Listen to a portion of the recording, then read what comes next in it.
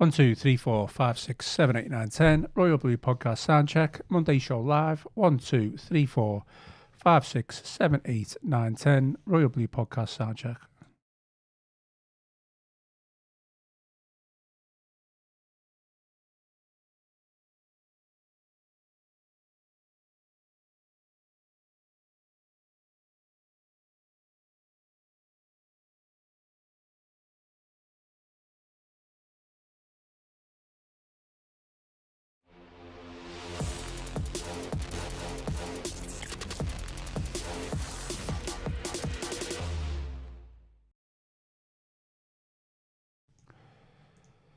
Hello and welcome to the Monday show here on the Royal Blue Podcast. We are live on YouTube. I am your host Ian Croll, and joining me on today's show to talk all things Everton, we have the Echo's Everton FC correspondent, home and away, Joe Thomas. Joe, it feels like you haven't been on for a few weeks. I know you were off last week. When was the last time you were on? Yeah, I don't know. It does feel like it's been a while, hasn't it? Mm-hmm. So, how are things anyway? All good? Yeah, not bad. Cheers. Decent week off last week, and then ended with the trip down to Stamford Bridge on Saturday, which obviously we'll get into now. And disappointing result, but wasn't the worst trip in the world, I don't think. Okay, well, as Joe mentioned there, today's agenda, we will look back at the Chelsea game. A 2-0 defeat to Everton. I don't want to dwell on it too much. Joe and Chris were at Stamford Bridge, and we'll get Joe's thoughts on that, but we will look ahead. We've obviously got Arsenal coming up. We've got Dewsbury-Hall injury situation, and we're going to discuss the huge gaps expected to be left by the departing Iliman Ndiaye and Idrissa Gana Gueye. So plenty to discuss on today's show. And as always, give us video a thumbs up, drop us a like, and if you haven't already, please subscribe to the channel. And importantly, get your questions in today, get your comments in today, and I will read as many out as possible. Your support, as always, is greatly appreciated. Joe, I feel like the Chelsea game, obviously a defeat, I feel like it was a game that you really did have to watch to understand that it probably wasn't as initially as bad as, like, say if you didn't watch the game, you're thinking that was just a typical defeat at Stamford Bridge. We haven't won there since 1994. It's a long time ago, but obviously Everton did have the chances. They did play some good stuff, but effectively Chelsea did take their chances and won the game. Yeah, the better side, believe it or not, the side with the better quality was able to make the key moments count, which is always a danger when you go down to somewhere like Stamford Bridge, because whilst we do know that they can be fickle, they do have a fragility around them. They also have some wonderful players, obviously Cole Palmer being perhaps a standout one of them. He got the opening goal, but yeah, it was kind of it almost doesn't feel worth dwelling on that much, that game, to be honest, because it really was a case of, they actually played pretty well. Like, I don't think there's any need for any real inquest or anything like that. They saw, it was another game in which we saw both the progress that this side has made. They've gone down to Chelsea. They haven't parked the bus. They created really good opportunities, had certain things happened at certain times, or in a different order, a little bit of luck or a little bounce go their way instead of the other way, then could very easily have been talking here, coming here talking about maybe not another win, but another really important positive result on the road if they'd got a draw or something like that. As it happens, they haven't.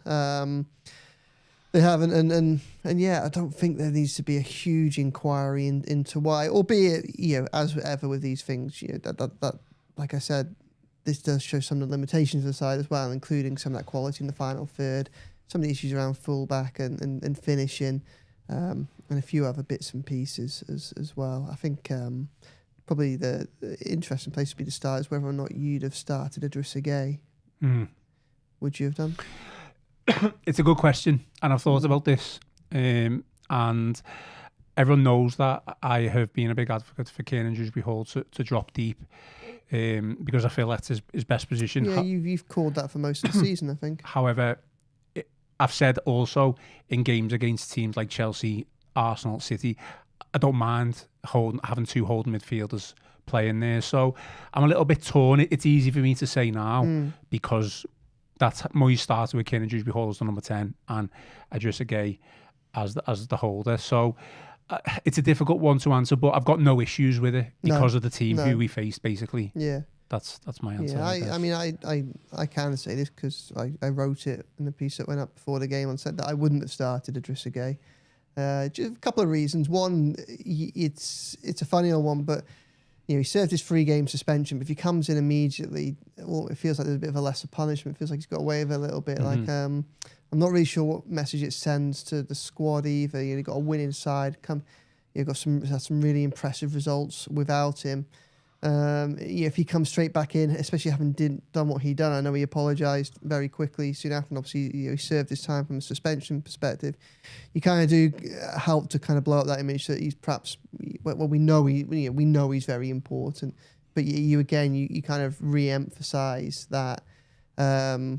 That almost reliance on him, which I don't think you want to do to players really if you can avoid it. I don't think there is a reliance on him at the moment either. Well, there wasn't, but if you bring him straight back in the moment he becomes available, there is. And also, given him that he was going to miss at least the rest of the games this year with the Africa Cup of Nations, and obviously probably a good chunk of the ones in January as well, to bring him back in for one game, having missed 3 and being guaranteed to miss the next 3, again, you kind of want your team to carry on adapting to life without him. On the flip side, you go somewhere like Chelsea, you probably want to play your best 11. I think Idrissa Gueye still is in Everton's best 11. And I guess, and it's going to be another thing that we come on to, that is a small squad that is dealing with a number of issues, even more so after the game. It's probably one of the rare moments it's probably one of the only moments in this little run of, from the kind of middle of November through to the end of January where Moyes can bring in someone different for a one-off game or offer a bit of fresh legs or something like that. So it's a tough one. I'm the same with you in that it kind of goes both ways, doesn't it? Really, it's not a glaring error from Moyes, albeit I think if we were to get into the weeds of the game, I don't think he necessarily covered it. It certainly wasn't Idrissa Gueye's best game for Everton, was it? I think this is sitting on the fence, and I don't mean to, but Ian Croll sitting on the fence. No, I just think. I was disappointed to see Kiernan Dewsbury-Hall back as the number 10. Yeah, he's done so well, hasn't he? I'm not disappointed.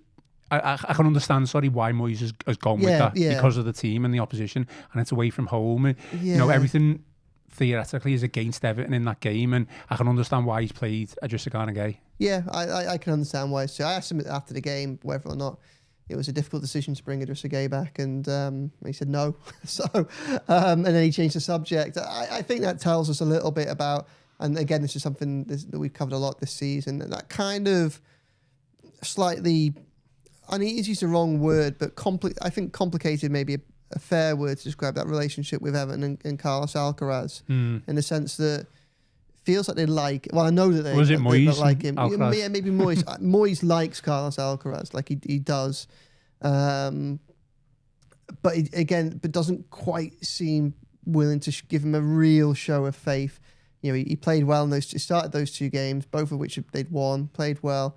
I think his concern with Alcaraz, and again, this is something I think we can understand from the cameos that we've seen from him, is just gives the ball away a little bit too much. And it's almost that one you can see why fans love him and managers are a little bit less or a little bit more uneasy with him, in the sense that, he's one of those few players that can try something different. He can produce a bit of moment of magic. We've seen him score goals or find a through ball or just show a little bit of ingenuity, which has helped the side.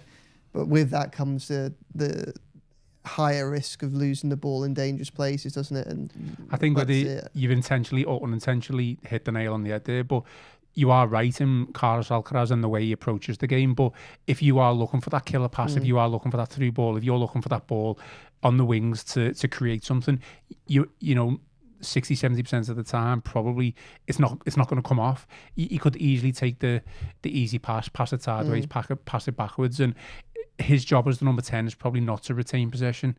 It is to create something, and I think that's probably where maybe his numbers don't reflect what he's trying to do on the pitch. Yeah, and again, as I say, whilst I wouldn't have changed side, I can completely understand why Moyes would have gone, now I'll play it a little bit safer. Kiernan Dewsbury protects the ball a bit better, a little bit higher up the pitch, and you bring in Idrissa Gueye, and we know what he can do when he's on form, and when he's on form, he's a very, very good Premier League midfielder. Like I've had quite a lot of people message me say, can't believe he started Idrissa Gueye, can't believe he changed the winning side, and I do get it, but I also kind of think that this is, sometimes you can almost look too hard to be disappointed, and I don't want to dismiss anybody. Should want Everton to win every game and do well. And I think that given the results that Everton have had recently, it was nice to go down there, believing that Everton could actually do something. So when they don't, you're a bit disappointed. But I don't think Everton were a million miles off in this game. Chelsea could have scored more, and there's probably a legitimate question to ask about whether once they were 2-0 up, they perhaps coasted a little bit. So, perhaps that's where some of the chances in the second half came from. But 0-0 up to Keenan Dewsbury-Hall going off the pitch, it was a very even game with just basically nothing had happened for the first 15 minutes or so.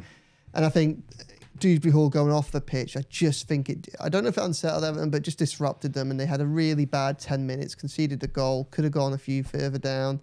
But they recovered well and all the way for the rest of the first half. Obviously, the sucker punch with the second goal came right at the very end. It looked like, if it wasn't Everton, I'd be coming in here saying, I can't believe they haven't scored there. I mean, because it is Everton and even under Moyes, they have missed chances, especially including this season. It feels frustratingly familiar, but they create some good chances. Just some questions and comments coming in now, so we'll read them out. Well, I mean, I did speak to you obviously before we came on here, Joe, and I did say I just feel like this whole weekend I felt a little bit like meh. Do you know what I mean? Like, I think maybe it's because expectations were high or getting high ahead of Chelsea. I think Chelsea's run of form was one of the reasons why we thought we could come away from Stamford Bridge with something. But Everton have been playing some good football. We've been getting some good results. And obviously, it's just one of them weekends kind of where you just kind of want to forget. It's a 2-0 defeat to a team that you never win anyway, even though your expectations was to go there and get something. That's why I kind of want to quickly move on. But even moving on, the topic of conversation is potentially not going to be good news in itself. Yeah. I guess the question is, in terms of, does it show how far we've come that we're really, really disappointed that we haven't come away from Chelsea with something? Yeah, it does. I think that's one of the things to take away from it. The disappointment and the frustration is a sign of progress. Everton haven't won there in 31 years, have they? So, I mean, it's annoying that record hasn't been broken. Like, unlike obviously the ones at Old Trafford and the Vitality Stadium, and even Everton had a terrible record at home to Fulham, which I think given the grander achievements of the past month or so, it's kind of forgotten that how big not achievement's the wrong word, but kind of just how nice it was to break that and finally beat them at home, because we've had some miserable times at home to them over the last few years, haven't we? So, I think, it's a bit tough. It's going to be I think we're in a little bit of an attritional period now. Like, Chelsea away, Arsenal at home, Burnley away, Forest away, the injuries, the Africa Cup of Nations, kind of almost at a period where it kind of shows almost a ceiling of Everton's progress. They get just to the cusp of the top 4, top 5, but then events kind of just drag them a little bit further back into that pack, which I think is what we'll see, which is just a natural kind of way of things. And look, it's the first time in 5 years that we're not sitting here at this time. Well, first time in 4 years that we're not sitting here at this time of the year worried about relegation or anything like that, isn't it? And the year before that, we're going through a difficult period under Benitez, and it was about to develop into a relegation battle, wasn't it? Yeah. So this season isn't. So completely different mindset, completely different dynamic, isn't it? Some of the comments then. So what are people saying? Are they agreeing or are they? Yeah, County Road Bobblers have said it wasn't too deflated. He says, I think you lads are right. The result didn't reflect the performance.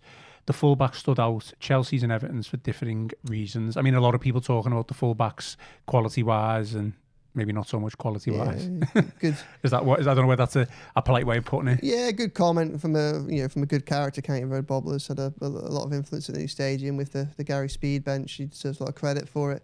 I think fullbacks is almost it was almost the biggest difference, really. You got Malo Gusto there on the right for Chelsea, and he's so gifted on the ball. He was essentially playing for large parts of that game, and almost in an inverted midfield role. Brilliant ball through to Cole Palmer for the first goal, and obviously gets the second goal. You look at the flip side for Everton. Look, Jake O'Brien had a lot of joy on the right in terms of finding space. He did actually, yeah. But again, we're back to that thing where he is he's a centre back, not a right back, and certainly not attacking right back. And with Chelsea affording them that space, maybe. No, I don't think so. I don't think they intended to do it. I think because we didn't see it in big moments, because it wasn't so clear, because Ndiaye wasn't beating Cucurella, and you have your kind of clips for your social media. It's easy to kind of dismiss how much success he had against him, but I think Ndiaye caused Chelsea a lot of problems on that right. The difference was it wasn't problems that meant that he was getting down to the right byline or cutting inside and shooting. It meant he was creating space for Jake O'Brien to do it. In fairness to Jake O'Brien, he picked out Ndiaye with his first ball when he got through down the right, and just uncharacteristically for Ndiaye, he just completely fluffed his lines. That was a big opportunity at 1-0 down. But then, a couple of minutes later, it's Idrissa Gueye gets into that space, fires the ball across, and at first I thought we'd had another one where one of our Everton strikers had kind of failed to read or failed to commit for a ball across the 6-yard box again this season. On looking again, I don't really think Barry does a lot wrong. Actually, Robert Sanchez he just gets a little flick of his fingers, and you can see Barry's too far committed to kind of contort or twist his shape to get the ball, and it just goes through his legs. Then a couple of minutes later, O'Brien's down there again, and we had players to pick out, but chipped it into the crowd, and that didn't sum up Everton's game. I think Everton's game was summed up perhaps more by Idrissa Gueye hitting the post, inside of the post late on, and not going in. The margins were finer than that, but it's just when you're looking for those little bits of quality from different areas of the pitch, Everton still just have a few more square pegs in round holes. And there are games like this where you might only get one opportunity to produce a devastating cross from the. I mean, in fairness, just mentioned that being the third of 3 in about 10 minutes, but when Everton struggle to score as much as they do, despite it being a lot better, you need to keep putting good balls into the box, and that didn't quite happen. And then when it did, they didn't finish. The one from Alcaraz in the second half to Grealish, I'm not sure if he got stuck in two minds as to whether shoot or cross, but missed a goal. But he did quite well to get it so far wide of the far post. That late shot, but frustrating and annoying, but nothing. I don't think there's anything to be angry about. People might disagree, but I've got a strong comment here from Martin Green. Before I do, I just want to apologise if I keep coughing. I'm at the back end of a cold. I'm just getting over it now, so I do apologise. But we'll soldier on. So Martin Green says, who played well on Saturday? It's a weird narrative about the Chelsea game. Pickford, Keane, fullbacks were poor, Garner below best, Ndiaye, Grealish below par, and Barry hopeless as being kind. Who played well? Yeah, I mean, maybe so. I mean, I think Ndiaye did, and kind of already discussed why I thought so and why it might have been a bit less obvious. Beyond that, it's probably it's perhaps a fair point, but they were always in that game. Moyes said at the end of it that even at the 2-0, he always felt if they got one goal back, they could get enough. And maybe it was a performance where the team performance was collectively better than any individual performance. Yeah, it's hard for individuals to stick out. No one really. I would I don't think that's a bad comment that no one particularly stuck out, but I think that maybe is another sign of progress in the sense that an Everton side can struggle a little bit or not have star players can not have standout games, and yet they can still go to Chelsea with all the money that they've spent and give them cause them a few problems, because they did cause them problems. And had Everton got, let's say, second half's a bit harder to judge because Chelsea, yes, they did have chance of their own, but obviously being 2-0 up, there's always a chance that they were going through the gears a little bit. But 1-0 up when the game was in the balance, Everton caused some genuine problems. Tarkowski had a header at the back post that came to him. Jack Grealish had a great chance late in the half when he tried to dink it over Sanchez and probably could have cut it back to Idrissa Gueye.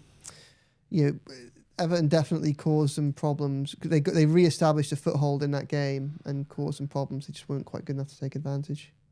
But I do appreciate what that person is trying to say there, because I stand by my belief that I thought Everton played reasonably well and could have come away from something with that. But if I had to pick out genuinely good performances, there aren't that many that stand out. Well, JFP_Mo has said the comment is too harsh. So look, it's a frustration, isn't it? You're getting beat 2-0 on the back of what has been a fairly decent run for Everton, and you go in there with high expectations, and to get beat like that. I think the County Road Bobblers is right. It shouldn't be too deflating. I think for me, I was just a little bit like, a little bit gutted there. I think it's tough as well to underestimate easy to underestimate the impact of Dewsbury-Hall going off. Well, because this is, you know, if this was 6 weeks ago, you'd maybe say, oh, this is an opportunity for Alcaraz. He deserves that he deserves, and been crying out for something, you know, maybe an examination, something a little bit different. You know, Dewsbury had a good start to the season, but just before the Fulham game, Everton were just going, you know, we've just kind of hit a bit of a brick wall in terms of progress, hadn't they? But you look at that 5 weeks or that run of 4 wins in 5 games, and he was absolutely phenomenal. Deserved to be nominated for Player of the Month, and obviously was pretty close to winning it. Yeah, you look at that. He pulled the strings against Fulham. Maybe still his best performance in an Everton shirt, but that was fantastic. Had a goal disallowed in that game, didn't he? Obviously got the goal and was brilliant against Manchester United at Old Trafford. Newcastle was a nightmare for everybody, but you know, he scored a sublime goal. You know, he ranks that as the best goal he's ever scored. Dewsbury-Hall does, and you know, you can see why, because it's a wonderful finish. You got Nottingham Forest again, very good. Got a goal at the end as well, didn't he? And so, you know, by that point, you get to Chelsea, and he's becoming a figure that you can rely on to help Everton, if not dictate games, certainly have a very influential role. So the sight of him going off after 15 minutes, and all the emotion will come with it. You know, I was there, and you know, Chelsea's a good. I like going to Chelsea and Stamford Bridge from a professional point of view, but the press room's quite small and quite crowded. Good food, isn't it? It's good food, yeah. Turkey dinner on that. But wow. Chris told me that in my haste to get up to the press benches and watch what was going on, I missed the pigs in blankets. So. Yeah, no, what a terrible day all round. Devastated by that. Did he not save it any? No. But yeah, you're kind of underground there, and it's a bit of a small press room. It's a nightmare getting a socket or a bench. So I just went up and sat in the seats, and you know, I was there when Dewsbury-Hall came out, and obviously, you know, we know his history with Chelsea. Won two trophies with them. Yeah, difficult season for him, but a season that had very good moments, standout moments for him. And Maresca obviously thinks very highly of him because they worked together in the promotion season from the Championship at Leicester as well as being at Chelsea. So, and you know, you could see that, you know, when he went out onto the pitch, obviously you know, taking it all in and, you know, returning to his former home, albeit for a short period, and everybody would have known how much that would have meant to him. And it was nice that you know, as horrible as it was to watch him come off, it was very clear that there was warmth to him from all sides. You know, all 4 stands clapped him off, which was nice to see. But you know, it was right down at press box is just over the tunnel there, and he went straight down the tunnel. And you know, you just when you see that happening, and Moyes didn't confirm his hamstring at the end, but I mean that looked pretty clearly that that's what he was where he had his discomfort. Well, we're getting a couple of questions with regards to updates on the injury situation for Kane and Dewsbury-Hall. I know, unfortunately, we haven't got anything unless Joe's going to pull a rabbit out of the hat and surprise even me. But yeah, it's obviously going to be a big blow if he's not going to be available for Arsenal. I'm beyond really if it's a hamstring injury. You never know how long that's going to Yeah, you never know. You don't know, and it'd be wrong of us to kind of start panicking just yet because we don't. But I think Everton are just waiting on the results of some scans, and then we'll go from there, really. But you know, if he's out for any length of time, hopefully it'll be as short as possible, but that'll be a real concern. And some speculation about Grealish as well, injury-wise. Is that anything that you can shed light on that? Or well, I mean, he is carrying an injury. You know, I led the post-match press conference at Stamford Bridge, and David Moyes referred to a few knocks. So when I pressed him on it, you know, beyond Dewsbury-Hall, he brought up Jack Grealish, just another one who was feeling a complaint to his hamstring. So that's that's obviously a concern. I kind of get the impression with Jack that he might have been trying to manage his way through a situation for a game or two. And when you listen to some of the things that David Moyes has been saying about Grealish recently, one of the things that he is most pleased about Grealish is the way that he's constantly been playing 90 minutes and not been letting, say, little niggles, then rule him out for a couple of games. Like there's a clear sign that Grealish wants to be on the pitch, which you can kind of take that for granted. You'd think everyone would want to be that all the time, but got to remember he hardly played any football at Man City last season, and when he does get on the pitch, it's obviously a very different experience playing for Man City as it is for Everton. You know, we watch him week in, week out. One of the things I've been really impressed and surprised with him is how much defensive work he does. He really is everywhere. Yeah. So like I think with Grealish, I don't know how serious Dewsbury-Hall is. So I can't say it's less serious because it might be that the scans come back and Dewsbury-Hall's actually fine. Hopefully that's the case, but might be a surprise if it is. But I think that with Grealish, I think he's essentially got like a bit of a minor issue that he's maybe been playing with for a while, and there might come a time where they have to pull him out the side and to kind of give him a little bit of a rest, or I'm not sure. But he's one of a few. I think Michael Keane's another one, and we know he missed which game did he miss? Now I'm trying to think. He missed a recent game, didn't he, with a injury, and again he'd played previous games with that with a knock. The Bournemouth game, was it? And the Bournemouth game. That's it. He played Newcastle game whilst injured. So I think that there's quite a few of them that have just the accumulation of minutes. I saw. I need to look into it. But I saw somewhere on Instagram the other day saying that I think Everton have started one in terms of their starting 11. It's one of the smallest group of players that have started games so far this season in Europe, in the top flights in Europe. The amount of players that have started, or basically the lack of rotation has been in that starting 11. So when you get to this stage of the season, clearly it's going to start taking its toll. And I wonder. I think a few might get a little bit of a break through training this week, and we'll see where it goes and see where they are at Arsenal. It's going to be really interesting to see what Moyes does with Arsenal, because in some ways this isn't the worst time to give people a little bit more, take the foot off the gas a little bit, because it is only one game in a fortnight, and then you come back to Burnley on the other side of Christmas, and he'll want to attack the Burnley game because there's a real chance to win a big 3 points. And if for all that we've been saying, look at December, back in November, December, the run looks quite difficult. Kind of changes a little bit now, because after Arsenal you go Burnley away, which you would, given Everton's away form and the state of Burnley at the moment, you go there thinking that a win would be possible. Certainly is what Everton should be aiming for there. Forest away will be tough, but they've just blown Forest away in the league and have a very good record in recent seasons at Forest. And then it's 3 home games in a week: Brentford and Wolves in the league, and then Sunderland in the cup. And you just look at that collection of games and you think that if Everton can find a bit of form going across into the new year, obviously they couldn't do that last season, and that's when Dyche went. But if Everton could pick up, there's a few easier games there, isn't there? So, well, just with what you're saying then, because there's an interesting comments from Paul Murray here. When you think about it, previous festive periods have just been jam-packed schedule, hasn't it? Yeah. Whereas this one is actually not too bad. It's not too bad. So you'd have to say the next 2 weeks, it's just a game a week, isn't it? Every 7 days. And I know we've got Forest a couple of days after Burnley.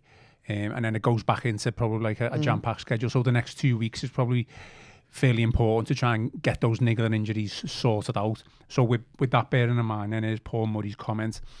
He says, hopefully the Kane and Dewsbury-Hall situation is just precautionary. Yeah, but it would be could it be worth resting him and possibly Grealish if he is managing an injury for Arsenal, and have them play in more winnable games, as the squad is too thin to risk them? Yeah, it's a tough one, isn't it? Because nobody wants to be going into a home game over Christmas against the league leaders, especially under the lights on Sky Saturday night. Oh, this is it, absolutely awful game in terms of timing for people who are trying to get to the game, and the shenanigans around that. Again, it's always the fans that are thought of last. But the occasion itself, for those who are lucky enough to be there, and obviously, I will be privileged enough to be there. Are you going to be there? I'm going to be there. I think it should be an amazing atmosphere. The 1878s will be leading that for the first time in the new stadium. So you don't really want to be going there going, oh, we can sacrifice this game. On the flip side, it's also a game where if you think you can be competitive whilst allowing a few players to have a break, I can understand the logic in that. Would you want to? It's tough. Would you want to go all out against the side that look? I think Everton can beat anyone this season, but Arsenal obviously going to be very tough, and they'll have had a break in the 7 days now between the Wolves game. Would you want to go for a win there and risk ending up suffering worse injuries, and then mean a good result at Bournemouth and Forest is less likely? I don't know. It's a really tough one. I think it'll just depend on how bad the injury. Yeah, it's definitely not worth risking players that. Bearing in mind we're now at the beginning of a tough period, given that Idrissa Gueye and Iliman Ndiaye will be out for so long, it would be daft to risk players. But I don't think Moyes will want to sacrifice that game. I don't think it's in Moyes' nature to sacrifice any game. However, he'll just try and pick the best 11 available to him. But I've got a belter comment here from Emma EFC who says, he better not sacrifice the Arsenal game. I had to do a 36-hour shift at the weekend to get the Arsenal game off after they changed the fixture. Fair play, Emma. Is 36-hour shifts legal? They're probably not. Fair play to Emma for doing a 36-hour shift to be able to go to that Arsenal game on Saturday. Absolutely, that's incredible. That is, so if there's one reason not to sacrifice the game, I can't see them sacrificing. I don't think they should sacrifice. And you know what? To be fair, like we're in a situation this season where it's like in previous years, you go somewhere like Burnley, they've got to win that because it's an Everton side that's only winning 6 or 7 games a season. And they need them to stay up. And it's you do it against the team around you. I mean, if ever there's a season where you can go, you know what, we'll try and give our all the time. This is it, isn't it? So, but it's going to be interesting. It's obviously going to be there are a lot of, or not a lot, but there are a few players that have struggled for minutes that should get new opportunities over the coming weeks. It's going to be interesting to see how they take them. Yeah. I mean, if players are injured and not fit, then they shouldn't play. You know, what's the point in playing and risking them? So I know players go through brick walls for Moyes and they play with niggles and knocks and they might only be 70, 80% fit. I think that maybe that has been the case. But if someone is, legitimately injured, then they can't play. So we'll see. It's going to be an interesting team selection. I mean, moving on, Joe, the time is nigh, I guess, if you want to call it now, because we've been waiting for this moment. We've been dreading this moment, right. Probably is probably the appropriate way to say it. Obviously, Idrissa Gueye is probably not going to be the biggest miss in terms of his quality. And he's been a fantastic player, and he's had his moments this season as well.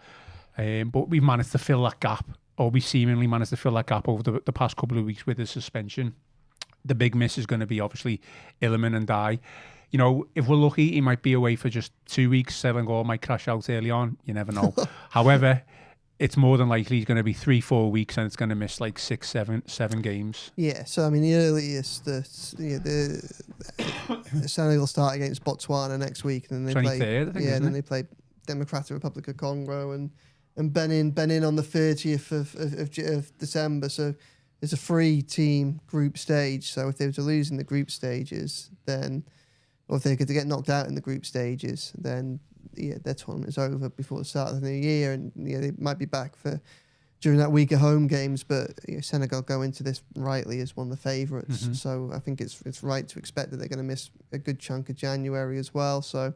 Yeah, I mean, I do think the Idrissa Gueye will be a huge loss because they just have so few options in that, and especially if Keenan Dewsbury-Hall was to end up having to miss any length of time, any length of the season, then that's going to be even tougher. Because the other thing that we've got still hanging over us for the next couple of games is just James Garner's only 1 yellow card away from a suspension. So, so that's it. Do you really want to be going? So that's That could make things really, really tough. Timo Roberham did reasonably well when he was called upon before his suspension. So he's another player that comes back, isn't he? But I do think Idrissa Gueye will be a big miss during this period. But Iliman Ndiaye, especially in Iliman Ndiaye, if you've got an injured Dewsbury-Hall and a Grealish that's carrying a knock, all of a sudden you have to reinvent that attacking midfield three that Moyes seems to play with, and Iliman Ndiaye has been fantastic. Look, Everton have the players to do that because you could go and you could go Dwight McNeil, Carlos Alcaraz, Tyler Diblin, and you've got 3 players there that have all got a wealth of Premier League experience at various points have shown they can be match winners at this level. But they're not players that have played very much all this season, have they? And I don't think it's unfair on any of them to say there's a drop off in quality there. I mean, it's going to be near impossible to give a definitive answer, Joe, because of the, potential injuries and fitness issues to Grealish, Kane and Dewsbury-Hall and, everything else that goes along with that. But McNeil and Diblin more than likely going to get a chance at least over the next 2 games. Yeah. It'll be interesting to see in what order. You look at Alcaraz, Diblin, and McNeil. Obviously, it depends how many slots are available, and as I just said, there's a chance it might be all free. But say, for instance, Grealish is okay, and hopefully Dewsbury-Hall's fair. Even if it was just Ndiaye, it'd be interesting to see which order they would come into. I think for most of the season, because obviously Moyes has had everyone's known when AFCON's going to be, and Moyes has been thinking about it for a while. And I think he kind of he spent a lot of time assuming or on working towards the idea that the two players that would come in at this stage, and he was essentially hoping to prepare for this stage, would be Merlin Roll coming into the middle of midfield and Tyler Diblin going into the Iliman Ndiaye role. One of the reasons we haven't seen so much of Diblin is because Ndiaye's done so well out there, and so many games have been in the balance, so it's he doesn't want to necessarily always give minutes for the sake of it. Now, obviously, Merlin Roll's injured. He's on his way back, but he's not going to be back imminently. And Tyler Diblin has yet to launch his Everton career, really. So I think it'll be quite telling who he goes to first to solve that problem on the right. We've seen Alcaraz used out there. I don't think it really works for him, but I wouldn't be that surprised to see him pushed out there. But I think there'll be a role for Alcaraz to play in the middle of the pitch, if I'm perfectly honest. Even if it's to drop him back like they had done with Keenan Dewsbury-Hall and put him in centre midfield alongside Garner if needs be. So I think Alcaraz will see a lot more minutes, but I think they'll mainly be from a central role. I hope we don't see Dwight McNeil from the right, because we saw Deitch use it, we saw Moyes use it at various points back in the last season and over the summer. I just don't think that Dwight McNeil is a legitimate option on the right side of the midfield. I think if you play him in number 10, we spoke about this most of last season, I don't really think he's a number 10 either, but I can see why you might want to play him there. I'd be more inclined if Dwight McNeil's going to be on the pitch to put him in the position that we know he can have an influence from with his left foot, and put him on the left wing, and maybe put Grealish in the 10. So, but it'll be interesting to see. Maybe it'll probably be quite indicative as to what he thinks of Diblin at this stage, and what he thinks Diblin can provide, by whether or not Diblin is the first person to be asked to step up, or whether he goes down the pecking order. Because obviously, we know he's young, and he will need patience. But this is also a player that they committed best part of £35 million for, and a player who has a reasonable degree of Premier League experience from playing for Southampton last, and Premier League experience in a struggling side that was as well. So it's not they weren't pressure-free minutes. So hopefully Diblin will come in, and he's probably Arsenal might be the wrong game for this, but kind of just get the sense with him that he probably just needs something just to get, he just needs to want to go in off his knee or something like that, or come up against a fullback that he can just have on pins for the whole game and really find some confidence. He's waiting for a moment, I think. He's not going to get a better opportunity than over the next seven weeks or so. And that's it. That's the prize at the end of this. Everton, their squad is still smaller than would be ideal, but they do have a squad that's stronger and has more depth than they have than at any point over the last few years. And there could be a scenario where these players take their chances, and all of a sudden you get to the end of January, and say you've got Dewsbury-Hall coming back and Grealish fully fit, and then Ndiaye's coming back from the Africa Cup of Nations, and all of a sudden you've got players that like Diblin or a McNeil or an Alcaraz, and you go and everyone's fighting for their spots. You've got 6 players fighting for them 3 spots, and you think Everton in a really healthy position going into the spring. Just slight change. Yeah, I didn't like that sharp intake of breath. No, because when you were speaking there, one thing that kind of occurred to me, it's not really a changing subject. It's still sticking with kind of formation and team selection. If, say, worst case scenario is we know Iliman and Ndiaye's going, Dewsbury-Hall and Grealish don't make Saturday. Okay. Is there any world where you think Moyes would go 4-4-2 with obviously a Beto one and a Barry? Oh no, I don't see a Beto and a Barry thing. In part because also you then have the problem of what do you do after 70 minutes if one of them's knackered. There isn't a third striker there to do it, and it just takes a midfielder out of the dynamic of having to fill 3 central midfielders. I think he'd be more likely to play a more pure 3-man midfield, sacrifice a 10 and have Garner, Irobenham, and someone else in the middle, then play Alcaraz a bit deeper or something like that. Then go 4-4-2, or then go 4-4-2 with those players. I mean, you might go 4-4-1-1 and have someone like Alcaraz or McNeil off a striker, but I think you'd want to retain the opportunity to turn to another striker off the bench, and so. Yeah, I mean, I'm not saying it's something that I would go for. I just wondered as a course of discussion. If you were to go 4-4-2, what would your midfield be? I mean, if it was 4-4-2, it would be McNeil on the left, Dibblin on the right, and then you're looking at probably Garner and probably Irobenham. Yeah. Just for the, and then Alcaraz. Then at least then you've got an option off the bench. Yeah, I think you could do that and have Alcaraz behind the striker, but I'm not sure if I'd expect to see both of them. You'd be worried playing that against an Arsenal team. You would do. I mean, it's the strongest midfield in the league, and we saw what happened when they came up against Newcastle, whose centre midfield was particularly strong the other week. So, one thing I want to talk about is I've got this stat here. Well, it's not my stat. I saw it from The Athletic. You've probably seen it, but I'll read it out. Statistically, Everton substitutes have the least goal involvements in the Premier League. So this is of game week 14, but nothing's changed for us as of game week 14, and we're now on 16. So 0 goal involvements from any of our substitutions.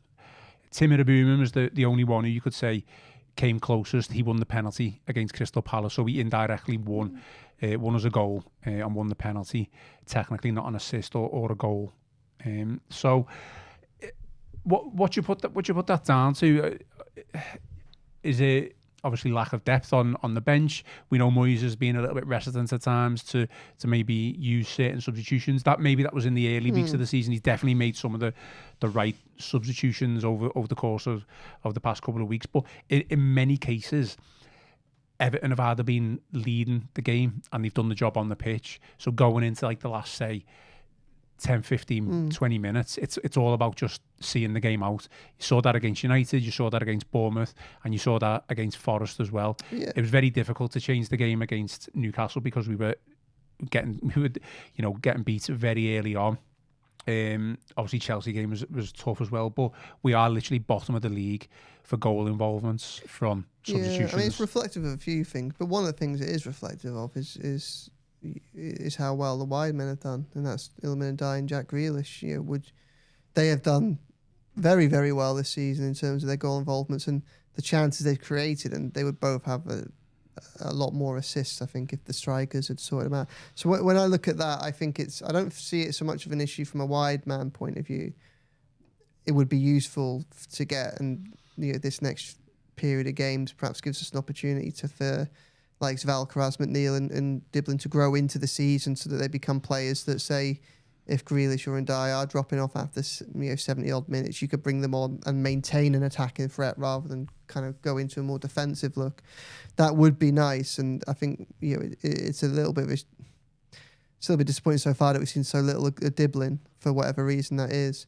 But I think that when you look from a striker point of view, it's an obvious problem, because Beto and Barry aren't scoring when they start and they aren't scoring when they come off the bench. So there's an issue there. Yeah. Out wide, I don't think there is so much of an issue because Ndiaye and Grealish are doing so much.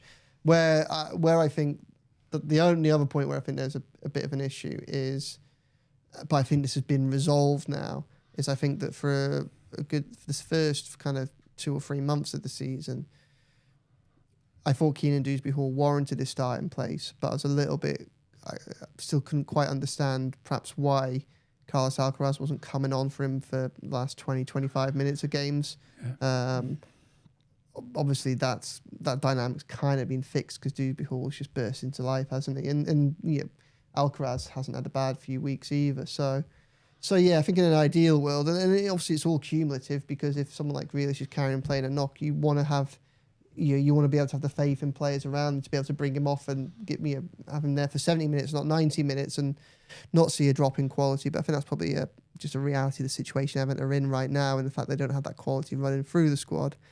Because there are other games as well. You think back to Sunderland when they were 1 each, and McNeil came on to go on the right. I think might have been for Ndai. I'm not sure who that was for, but it was very much a defensive move because Everton were just completely under the cosh in that game. They'd thrown away the ascendancy, hadn't they? So I think in terms of from a forward position, I think there's an obvious problem there.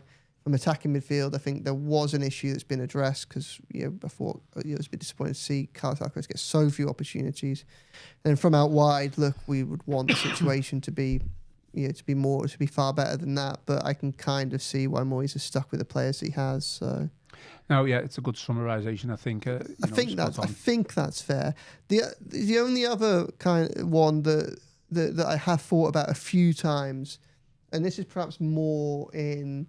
This is less in games. I can understand why he's not done it when Everton are in games, whether that's chasing they're one goal behind chasing it, or they've got a draw or a lead to protect. And that is just, and the game that I think about with this most is probably Man City away when it got to 2-0. Look, Everton were brilliant in the first half, and they should have been ahead in that game, and we don't know what would have happened had that happened. But once it got to 2-0, when they scored those 2 quick goals in the second half, I'd have liked to. I didn't really see what there was to lose by bringing on, say, Adam Asnou for Vitaly Mykolenko. That the game's probably lost, rather than asking Mykolenko to bomb forward and things like that.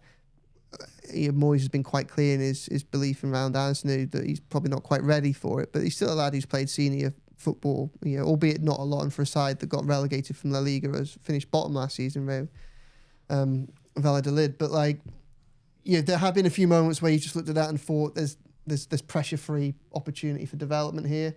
Maybe you might have thought, well, if he goes on and gets slaughtered, then that sets him even further back. But you just those few, because I do think from an attacking perspective, we're so wanting at full-back, and I've just wondered a few times whether or not that might not be something to look at. It's kind of why, because one of the options that will come Moyes' way over the next few games is that James Garner can't be moved out of centre midfield. I get the argument. Many people say he's Everton's best right back as well as probably their best centre midfielder this season so far. But with Idrissa Gueye not there, I think you need James Garner in the middle, especially against Arsenal, but just in general as well. I do wonder if I wonder where Nathan. I don't think Nathan Patterson is particularly high up Moyes' is pecking list. But look, Coleman's injured. O'Brien is all right from a defensive perspective on the right. He's had a really good year, but I think most of us probably can't wait to see him moved into the middle, because I think we can see what a top centre back he's probably going to be. Mm-hmm. If you got someone like a Keane playing with an injury, or even a Tarkowski, who's obviously again a bit older these days, playing a lot of games. Could you move? Maybe not against Arsenal, but for Burnley away, or for a Brentford, and Brentford are no mugs, all but Brentford or Wolves at home. Could you maybe rotate the squad a little bit by putting O'Brien in for one of them centre backs and have Patterson at right back? Could that help the dynamic of the side a little bit? One of the questions I had down on me list, which I've kind of crossed off because I just thought you'd outright say no to it. Yeah. Is it time for Asnou? Yeah. Well, that's it. I thought you genuinely would be like, no. Mykolenko struggled at the weekend, didn't he? I'd be more inclined to use Patterson than Asnou, and I think that. He's getting on the bench, isn't he? He's available. He's on the bench, isn't he? But that doesn't necessarily. They don't have that much. They don't have many options, do they? He's into that bracket where I think they see him as too advanced for the under 21s, but still not quite on. I know that there was a degree of frustration within the Everton camp over the FA Cup draw. Yes, it's a home draw, and I think Sunderland will be missing quite a few players from their first team because of the Africa Cup of Nations. I think they've got about more than 7. They've got a big chunk of players that are going to be missing. So it's perhaps not as daunting. Whilst worrying's the wrong word. Whilst it'll be a challenge, it's perhaps not as challenging as it would be if they'd come to Hill Dickinson in the league right now. I think there was I know that there was a hope that they could kind of maybe get a lower division side, and they could perhaps give someone like an Asnou more, rest Mykolenko, give Asnou a senior game for the first and kind of bring him back more into the fold, but in a match where there's less pressure and things like that. So, look, we'll see how it goes. He might get minutes, and let's say Mykolenko's kind of up and down this season, isn't he, so far? So but I'd be more inclined to give Patterson a go than Asnu. The only thing that would change that is, and I wouldn't be surprised if looking at obviously Patterson. Scotland are at the World Cup next year, aren't they? And Patterson's going to want to do everything he can to try and force his way into that squad. When he has been fit, he has managed to find his way into that squad. So, I wouldn't be surprised to see Patterson going out on loan in January. And I think that if he doesn't get used in the next few weeks, at that point, when you start looking at anything, you think, well, if you've got centre-backs playing with injury, if your centre-back's playing with injury and you're still playing a centre-back at right-back who could move across, at that point you can kind of start looking at it and going, maybe he does need to go elsewhere to get a little bit of football. Maybe that's best for everyone because if he could perform elsewhere, it might drive increase his value. And if Everton would then sell him in the summer, he's definitely not on Moyes' list, is he? Well, I don't think he's top on Moyes' list, is he? So okay, throwing you a little bit by going into no. So I was just trying to look at some of the questions there. I mean, the Blues here says Asnu needs to get some minutes on the wing. Be nice, but he also says Patterson is not the answer. He's not good at anything.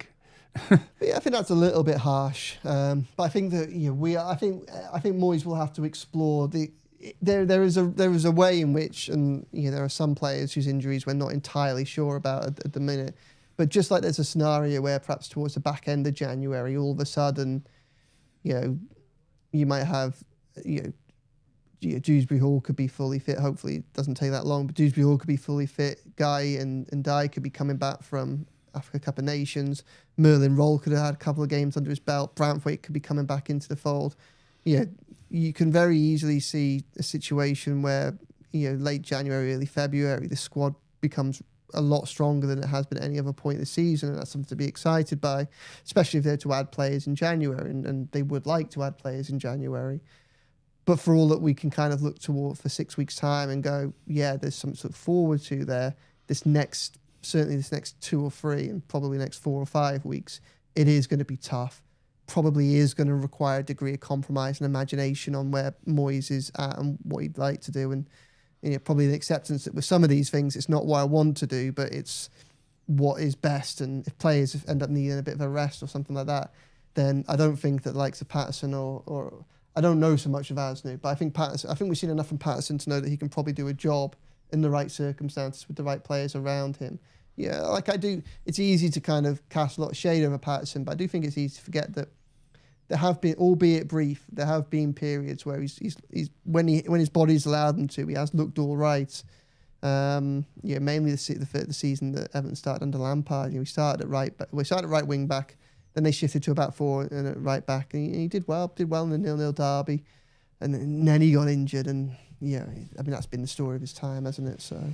Yeah, I mean, we've got plenty of preview content coming on the Arsenal game for the next couple of days, but do you want to just very briefly speak about Arsenal, Joe? I mean, are they under a little bit of pressure, albeit still top of the league, albeit still massively. winning? I mean, their 10-point lead's been cut to 5, hasn't it? And was very nearly cut to 3 at the weekend. I mean, they had a lot. I was on the train back from Stamford Bridge, so I didn't see a lot of it, but I was doing what I could to follow it through the dodgy internet that you get on them long train journeys. And they struggled, and there is plenty to take heart from there for Everton. Not frustrating, but where it's kind of gets a little bit harder, I think, for Everton is just that Wolves was their 7th game in 21 days.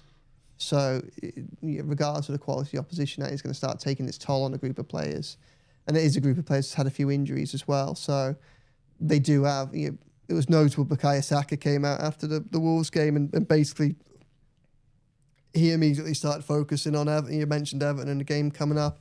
And I think it's clear that they're hoping they can use this 7-day break to just have a little bit of a reset and get themselves ready for Everton. So will be interesting to see what it's going to be like. I think if you had a fully fit Everton squad right now, or maybe not fully fit, if you had the Everton squad of 3 weeks ago and say you got fully fit Grealish, you got Ndiaye there, you got Gay there, you've got Dewsbury-Hall fully fit, then this would be a game that Arsenal would be not dreading, but I think they wouldn't want to be facing that side in those conditions, in that atmosphere on Saturday. I think because the season is starting to take its toll on the Everton squad as well.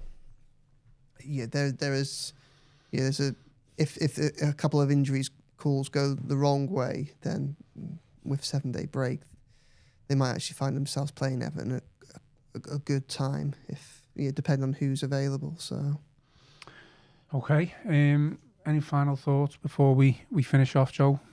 I think that's it really. Under 21s tonight, PSV at Goodison. So I'll be back at the Grand Old Lady for that. So hopefully the weather picks up a little bit. I think it's just going to be miserable all day. It's been terrible this morning, isn't it? So yeah, busy. Plenty of content to come. Just spoken to Michael Ball for his column. He was down at Stamford Bridge at the weekend, and yeah, plenty more to come. Keep an eye on the Echo. Yeah, we will be back on Wednesday with the podcast. Tony Scott will be in the studio, and then we'll be back on Friday to do a full preview for the Arsenal game. Just a reminder, a quick word for our sponsor, NordVPN. To get the best discounts off your NordVPN plan, go to nordvpn.com/EFC. Our link will also give you 4 extra months on a 2-year plan. There's no risk with Nord's 30-day money-back guarantee, and a link is in the podcast episode description below. That is it for the Monday show today here on the Royal Blue Podcast. Thank you to Joe, and I've been Ian Croll, and this has been the Royal Blue Podcast.